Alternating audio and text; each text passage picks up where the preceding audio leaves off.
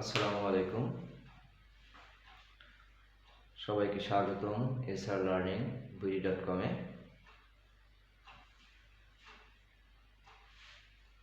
আজকে আমাদের তৃতীয় অধ্যায়ের সংকরায়ন পর্ব। আজকে আমাদের ক্লাসের সংখ্যা, অর্থাৎ এই অধ্যায়ের 13তম ক্লাস। আজকে সংকরায়ন বা হাইব্রিডাইজেশন নিয়ে পড়াবো। সংকরায়ন কাকে বলে এটার সংজ্ঞা দেওয়ার জন্য প্রথমে আমরা সংকরায়ন কথাটা কেন নিয়ে আসছে, এটা কেন উৎপত্তি হলো সেটা আসি।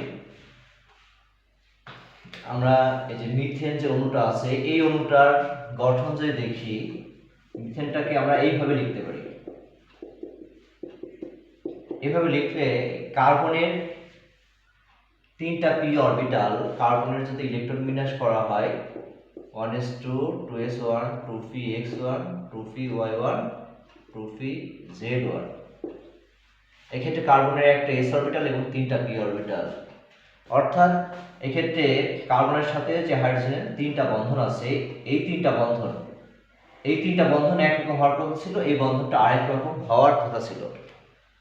কিন্তু দুইজন বিজ্ঞানী পাউলিং এবং স্লেটার, এই দুইজন বিজ্ঞানী শক্তিশালী এক্স-রে ক্রিস্টালোগ্রাফি এই পরীক্ষার মাধ্যমে দেখছে না, কার্বনের 4টা বন্ধনই, এই বন্ধনটা এইটা এইটা এই 4টা বন্ধনই একই। আর 4টা বন্ধনই যেহেতু একই, তাহলে এই যে s অরবিটাল এবং 3টা p অরবিটাল, এই অরবিটালের মধ্যে কোনো পার্থক্য নাই, এই অরবিটালগুলো নিশ্চয় এক্ষেত্রে কোনো কিছু ঘটছে। তখন এই দুইজন বিজ্ঞানী, অর্থাৎ বিজ্ঞানী পাউলিং এবং স্লেটার, এই দুইজন বিজ্ঞানী এই সংকরায়ন এই কথাটা নিয়ে আসছে। তাহলে সংকরায়ন কথাটা বোঝার জন্য আমরা যদি এইভাবে বলি যে খিচুড়ি রান্না করতে গেলে যেমন চাল এবং ডাল লাগে, চাল এবং ডালের দামটা আলাদা, কিন্তু যখন আমরা মিশ্রিত করে ফেলি, খিচুড়ি করে ফেলি রান্না করার আগে, যখন চাল আর ডাল মিশ্রিত করি, তখন এই চাল ডাল মিশ্রিত করার পর আমরা আবার যদি টুকরা টুকরা করি, তখন ওই যে চাল এবং ডাল এক্ষেত্রে উভয়ের দাম একই। যেমন আমি যদি বলি, যেমন একটা s অরবিটাল একটা p অরবিটাল, এটাকে আমি চাল এটাকে ডাল ধরলাম, কিন্তু এক্ষেত্রে নতুন করে যখন উৎপন্ন হবে, তখন এক্ষেত্রে এই পাশে একটা অরবিটাল উৎপন্ন হবে, এই পাশে একটা অরবিটাল উৎপন্ন হবে, এইটার মধ্যেও এই sp থাকবে, এটার মধ্যেও sp থাকবে। আমি এই ক্ষেত্রে গোলাকার লিখছি, আসলে গোলাকার না, আমি পরবর্তীতে দেখাবো, জাস্ট আমি এই সংকরায়ন বোঝানোর জন্য এই কথাটা নিয়ে আসছি। তাহলে এইটার মধ্যে চাল ডাল আছে, এটার মধ্যে চাল ডাল আছে, অর্থাৎ এইটার মধ্যে sp এইটার মধ্যে sp। তাহলে এই যে এখানে চাল ডাল আছে, এর মধ্যেও আছে, অর্থাৎ খিচুড়ি তৈরি করার পূর্ব মুহূর্তে যেটা, তাহলে এটারও দাম যা এটারও দাম তাই। অর্থাৎ এই যে s অরবিটাল এবং p অরবিটাল মিশ্রিত করে নতুন করে আমরা যখন অরবিটাল পাবো, নতুন করে 4টাই পাবো, এখানে একটা আছে এখানে 3টা আছে, নতুন করে যে 4টা পাবো, ওই 4টার সবগুলোর শক্তি সমান থাকবে এবং সবগুলোর দাম সমান থাকবে। তাহলে আমরা বলতে পারি সংকরায়ন কাকে বলে, কোনো পরমাণুর যোজ্যত স্তরের 2 বা ততোধিক প্রায় কাছাকাছি শক্তি সম্পন্ন অরবিটাল মিশ্রিত হয়ে সমশক্তি সম্পন্ন সমান সংখ্যক অরবিটাল উৎপন্ন করার প্রক্রিয়াকে সংকরায়ন বলে। তাহলে আমি এটা লিখে দিই সংখ্যাটা।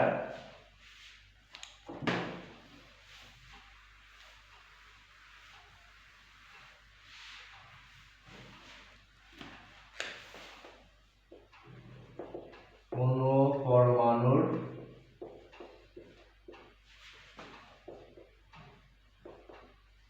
যোজ্যতা স্তরের প্রায় কাছাকাছি শক্তি সম্পন্ন 2 বা ততোধিক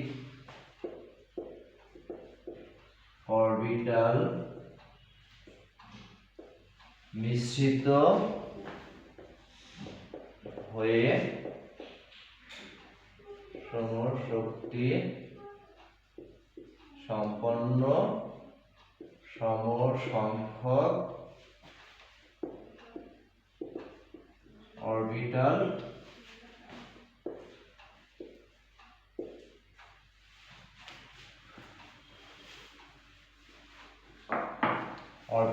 উৎপন্ন করার প্রক্রিয়াকে সংকরায়ন বলে। এখন সংকরায়ন বিভিন্ন প্রকার হতে পারে, তবে মোটামুটি সংকরায়নকে 7 ভাগে ভাগ করা হয়।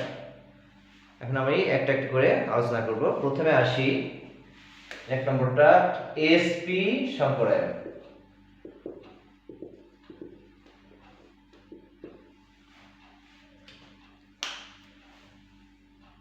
তার আগে এক্ষেত্রে আমরা যে সংকরায়ন ঘটলো, সংকরায়নের কিছু বৈশিষ্ট্য দেওয়া আছে। মোটামুটি কোনো বই 10টা, কোনো বই 12টা, এইভাবে অনেকগুলো বৈশিষ্ট্য দেওয়া আছে। আমি কয়েকটা বৈশিষ্ট্য আলোচনা করি। সংকরায়নের ফলে যে অরবিটালটা উৎপন্ন হবে, সেই অরবিটালটা সংকরায়নের পূর্বে যে অরবিটাল ছিল তার চেয়ে বেশি স্টেবল হবে, বেশি স্থিতিশীল হবে। এরপর যখন সংকরায়ন গঠন করার ফলে যে অরবিটালটা হবে, সেই অরবিটালটা বন্ধনে অংশগ্রহণ করবে, তখন এই বন্ধনটা গঠন করার সময় অরবিটালের অধিক্রমণ মাত্রা অধিক হবে। ফলে সংকরায়ন গঠন করলে যে বন্ধনটা হয়, সেই বন্ধনটা বেশি দৃঢ় হয়।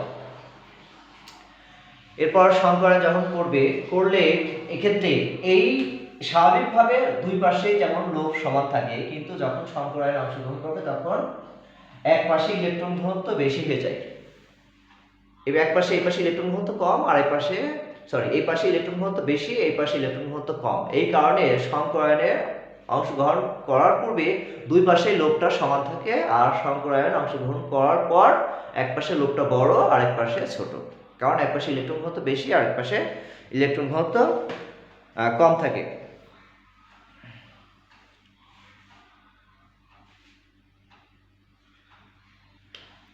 এইভাবে অনেকগুলো বৈশিষ্ট্য দেওয়া আছে, সব মিলিয়ে 12টা বৈশিষ্ট্য দেওয়া আছে। তোমরা বই থেকে বাকিগুলো পড়ে নিবা। আমি মোটামুটি যে 3টা বেশি লাগে আমি সেই 3টা আলোচনা করলাম। এরপরে আমরা একটা একটা করে এই সংকরায়নের দিয়ে বিভিন্ন যৌগের গঠন, আকৃতি এইভাবে আসবো। যেমন প্রথমে আসলাম এসপি সংকরায়ন। তাহলে এসপি সংকরায়ন আমি প্রথম একটা সংজ্ঞা লিখে দেব। তারপর আছে sp2 সংকরায়ন, sp3, এরপর dsp2 বা sp2d সংকরায়ন। এইভাবে আমরা একটা করে এরপরে লিখতে থাকবো এবং সেগুলো বোঝাবো। প্রথমে আসি sp সংকরায়ন। তাহলে sp সংকরায়ন আসলে কি? কোনো পরমাণুর যোজ্যতা স্তরে একটি s এবং একটি p অরবিটাল মিশ্রিত হয়ে সমশক্তি সম্পন্ন দুইটি অরবিটাল উৎপন্ন করার প্রক্রিয়াকে sp সংকরায়ন বলে। এটা লিখে দিই। কোনো পরমাণুর যোজ্যতা স্তরে একটি s অরবিটাল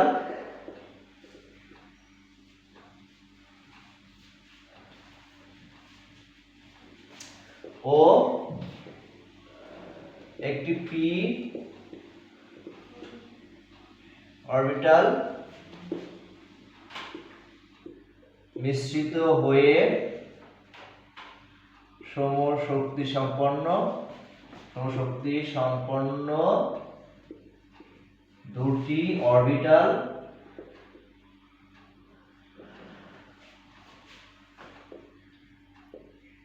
উৎপন্ন করার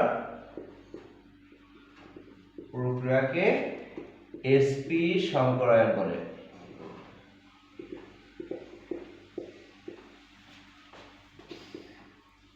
যেমন একটা s অরবিটাল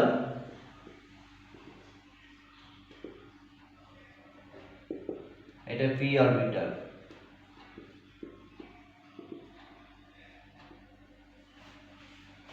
এই দুইটা অরবিটাল মিশ্রিত হবে, মিশ্রিত হয়ে নতুন করে দুইটা অরবিটাল উৎপন্ন করবে।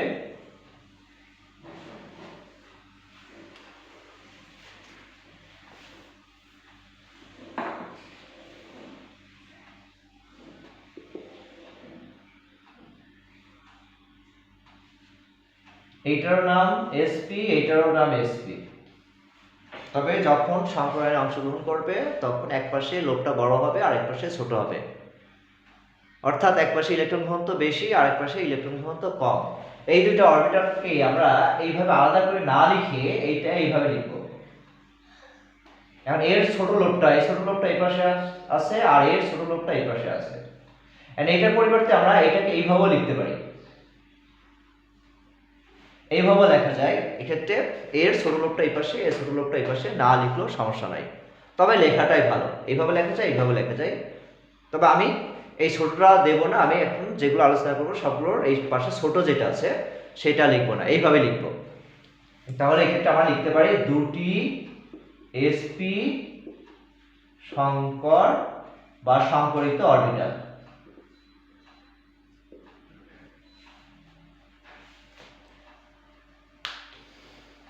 তাহলে আমরা বুঝলাম এখান থেকে যে সংকরায়িত হওয়ার পূর্বে দুই পাশে লোব সমান থাকে, কিন্তু সংকরায়িত হয়ে গেলে তখন এক পাশে লোবটা বড় আর এক পাশে ছোট থাকে। এখন আমরা একটা যৌগ দিয়ে আলোচনা করি।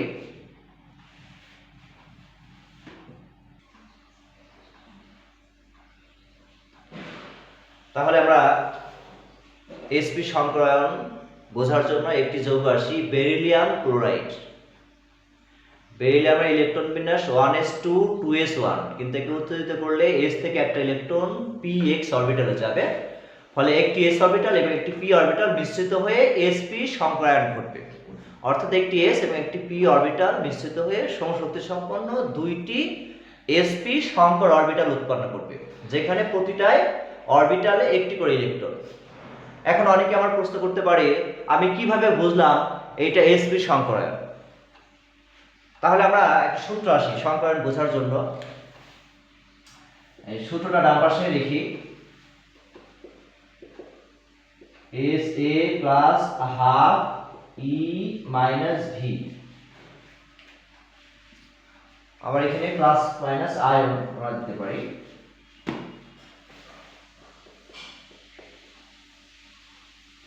আয়ন, তাহলে এক্ষেত্রে X মানে কেন্দ্রীয় পরমাণুর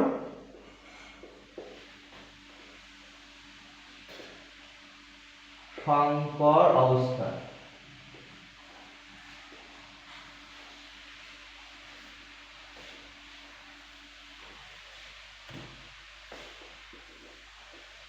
SA মানে কেন্দ্রীয় পরমাণুর সাথে যুক্ত, কেন্দ্রীয় পরমাণুর সাথে যুক্ত অন্য পরমাণুর সংখ্যা।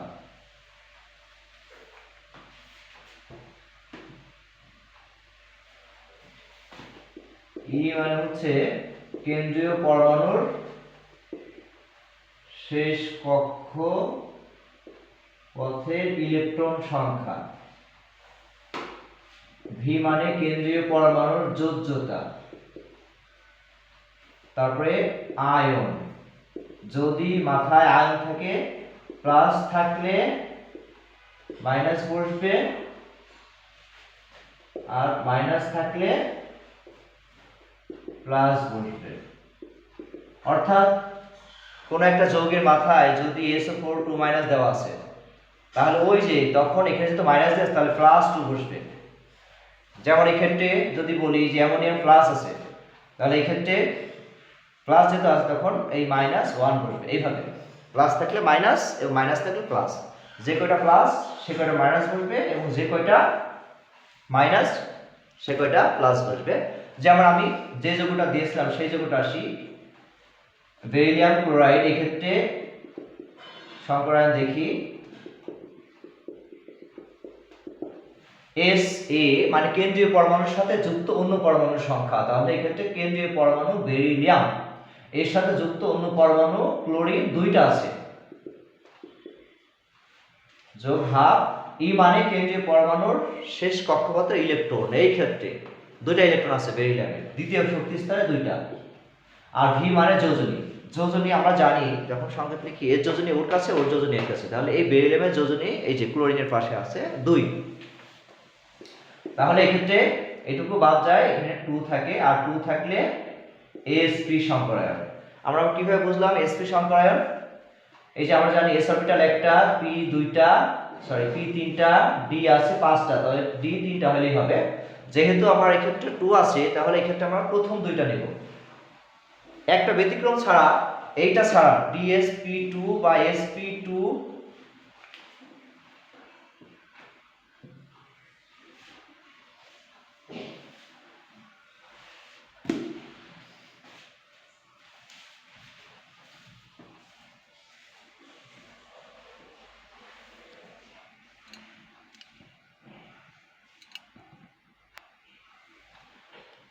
এক্ষেত্রে যেহেতু 2 আছে, তাহলে এক্ষেত্রে আমরা প্রথম দুইটা আসবো। প্রথম দুইটা আসলেই আমার সংকরায়ন হয়ে যাবে, অর্থাৎ এক্ষেত্রে এই যৌগটার sp সংকরায়ন। তাহলে এই যৌগটা আমি এখন লিখি কিভাবে এই যৌগটা গঠিত হয়।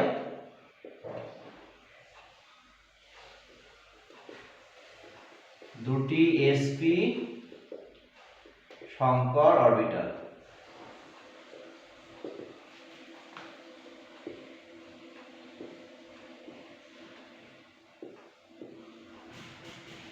আর ক্লোরিনের দুইটা ক্লোরিনের দুইটি pz অরবিটাল এটা সামনাসামনি অধিক্রমণ করবে।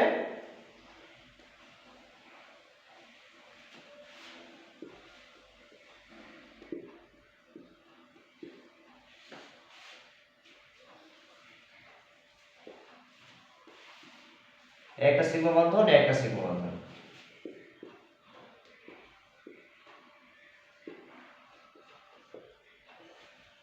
তাহলে এই কোণটা 180 ডিগ্রি, উপরের কোণটাও 180 ডিগ্রি। তাহলে এর গঠন হবে সরল রৈখিক।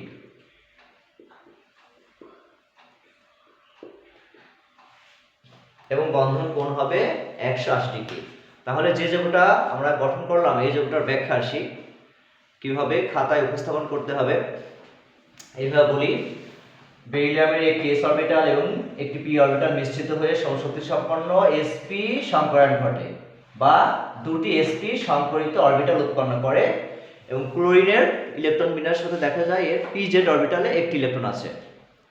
বেরিলিয়ামের যে দুটি সংকর অরবিটাল, সেই দুটি সংকর অরবিটালে একটি করে ইলেকট্রন আছে, আর ক্লোরিনের pz অরবিটালে একটি ইলেকট্রন আছে।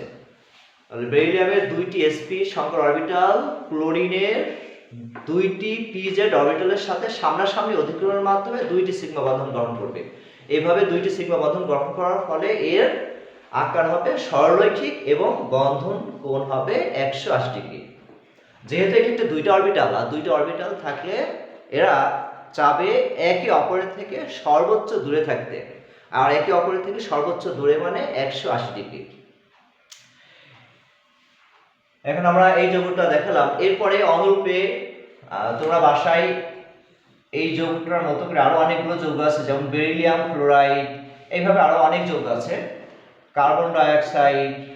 আমি এখন এরপরে এই যে জৈব যৌগ ইথাইন যে যৌগটা আছে, সেই যৌগটা দিয়ে সংকরায়ন দেখিয়ে দিব।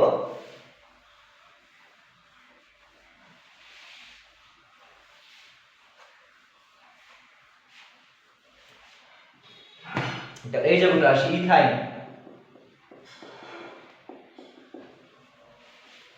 এই যৌগটার মধ্যে কার্বনের কি সংকরায়ন সেটা দেখি। 1s2, 2s1, 2px1, 2py1, 2pz1। এখানে sp সংকরায়ন, আর এই দুটা অসংকরিত। তাহলে এটার আমরা যদি সূত্র দিয়ে আসি, এই যৌগটার sp সংকরায়ন কেন লিখলাম? যদিও এক্ষেত্রে 4টা বিজোড় আছে, 4টা বিজোড় ইলেকট্রন থাকার পরও আমরা কেন sp লিখলাম? মূলত কোনো একটা যৌগে যদি মুক্ত জোড় ইলেকট্রন না থাকে, তাহলে যে কয়টা সিগমা বন্ধন গঠন করবে সংকরায়ন তত হবে। আমরা এইভাবে মনে রাখতে পারি। তবে আমরা যেহেতু আমরা সূত্র জানি, সূত্রের মাধ্যমে আসি।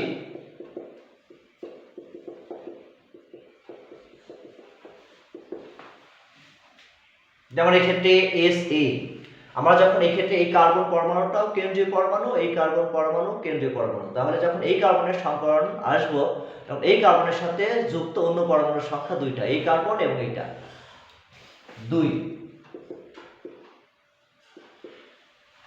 প্লাস হাফ E মানে ইলেকট্রন, কার্বনের শেষ কক্ষপথে ইলেকট্রন, দ্বিতীয় শক্তি স্তরে 4টা ইলেকট্রন আছে, 4, এবং এর যোজনী 4টা বন্ধন আছে এইটা, ফলে এটা কাটলে থাকে 2, আর যেহেতু 2 তাহলে sp সংকরণ হবে, অর্থাৎ কার্বনের একটি s এবং একটি p অরবিটাল মিশ্রিত হয়ে সমশক্তি সম্পন্ন sp সংকরণ ঘটবে, যেখানে একটা করে ইলেকট্রন থাকবে।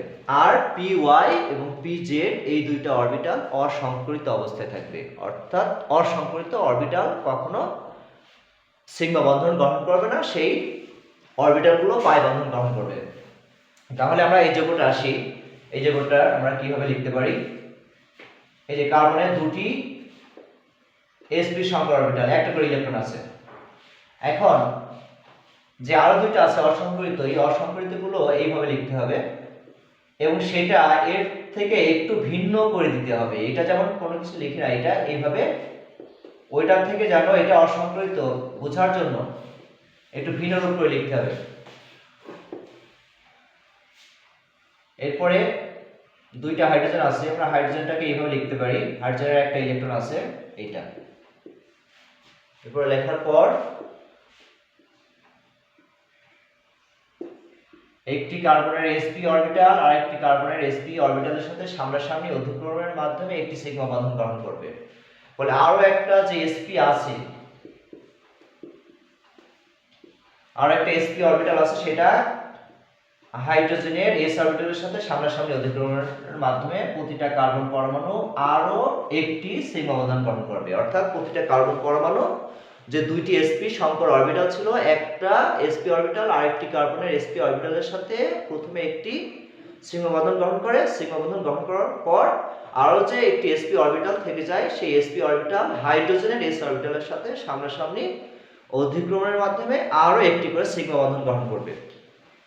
এভাবে দুইটা সিগমা বন্ধন গঠন করার পর প্রতিটা কার্বন পরমাণুতে দুইটা করে অসংকরিত অরবিটাল থেকে যাবে। সেই অসংকৃত অরবিটাল আমরা এই ক্ষেত্রে এটা নাম দিই y, এটা নাম দিই z।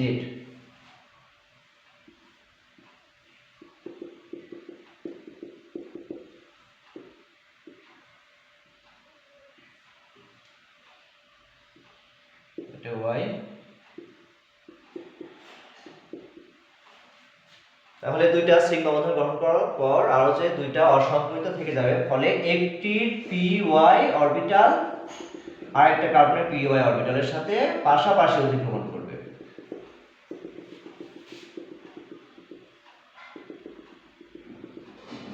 তাহলে এখানে একটা পাই, একটা পাই, অর্থাৎ একটি কার্বনের py অরবিটাল আর একটা কার্বনের py অরবিটাল এবং একটি কার্বনের pz অপর কার্বনের pz অরবিটালের সাথে পাশাপাশি অধিক্রমণের মাধ্যমে প্রতিটি কার্বন পরমাণু আরো দুইটি পাই বন্ধন গঠন করবে। আর পাই বন্ধন কখনো আকারে থাকে না, যেহেতু আকারে থাকে না তাহলে পাই বন্ধনটা আকারে অংশগ্রহণ করে না, ফলে এই যৌগটা এমন হয়ে যাবে, অর্থাৎ যৌগটা হয়ে যাবে সরল রৈখিক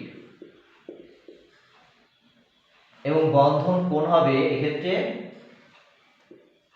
বন্ধন কোণ হবে 180 ডিগ্রি। এটা গেল। এরপরে আমরা আরেকটা যৌগ আসি। আরেকটা বিষয় এক্ষেত্রে এই যে, এবং এই কার্বনের আমি এক্ষেত্রে ইলেকট্রন যেভাবে দিয়েছি, যখন বন্ধনে অংশগ্রহণ করছে এইটার সাথে এইটা, এক্ষেত্রে যে ইলেকট্রনটা দিয়েছি, ইলেকট্রনটা উল্টা করে দিয়েছি, কারণ এই দুইটা অরবিটাল বন্ধনে অংশগ্রহণ করছে, আর বন্ধনে অংশগ্রহণ করলে এক জোড়া ইলেকট্রন হয়ে গেছে, আর এক জোড়ার মধ্যে একটি ইলেকট্রন যেমন থাকবে আরেকটি ইলেকট্রন তার বিপরীত থাকবে। এই গেল ইথাইনের সংকরায়ন। এরপরে আমরা আসবো কার্বন ডাইঅক্সাইডটা, কার্বন ডাইঅক্সাইডের সংকরণ। CO2। তাহলে কার্বন ডাই অক্সাইডের যে সংকরায়ন সেটা বোঝার জন্য আমরা প্রথমে এই সূত্র যেটা আছে এই সূত্র দিয়ে আমরা দেখে নিই কার্বন ডাই অক্সাইডের কেমন হতে পারে সংকরায়ন। 1s2 2s1 2px1 2py 2pz।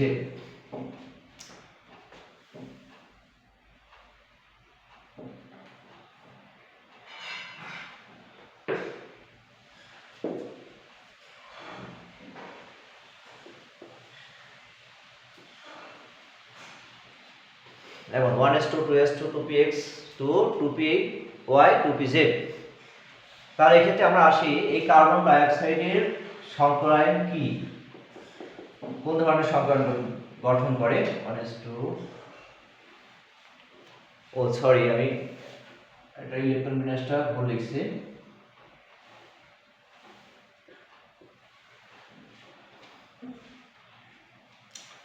One s two, two s two, two p x, two p y, two p z এইটা।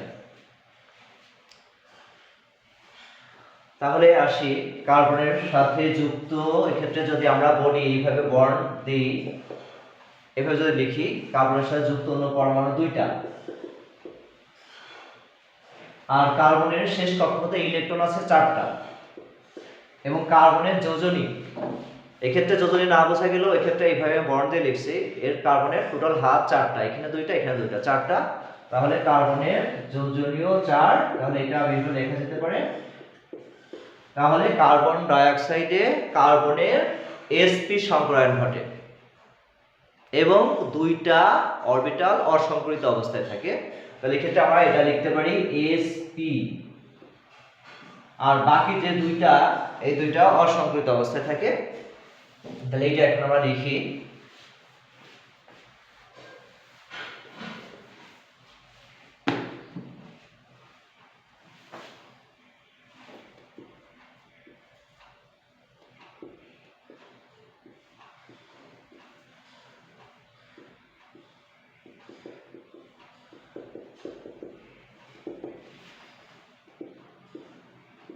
অক্সিজেনের শুধু 2টা অরবিটাল আসবে,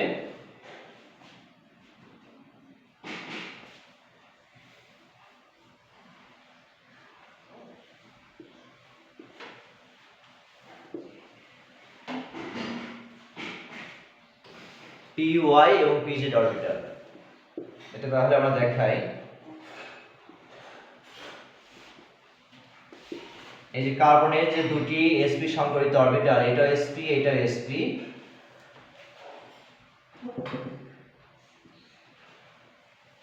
তাহলে অক্সিজেনের একটি অরবিটাল কার্বনের sp অরবিটালের সাথে সংকরণ অংশগ্রহণ করে একটি সিগমা বন্ধন গঠন করবে, অর্থাৎ প্রতিটা কার্বন 2টা সিগমা বন্ধন গঠন করবে। এখন সিগমা বন্ধন গঠন করার পরও কার্বনের 2টা অসংকরিত থেকে যাবে।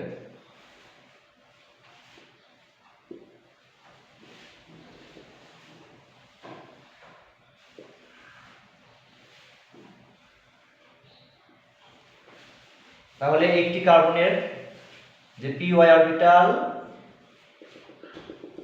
অক্সিজেনের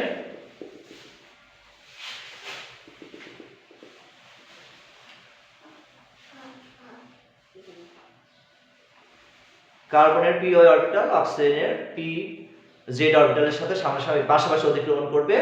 ঠিক অনুরূপভাবে অপর যে অক্সিজেন আছে, অক্সিজেন পরমাণুরও pz অরবিটাল কার্বনের pz এর সাথে, এই অরবিটালের নাম হচ্ছে py, এটার নাম pz, আর এটার নাম py, এটা py। মানে এটা পাশাপাশি অতিক্রমণ করবে এটার সাথে।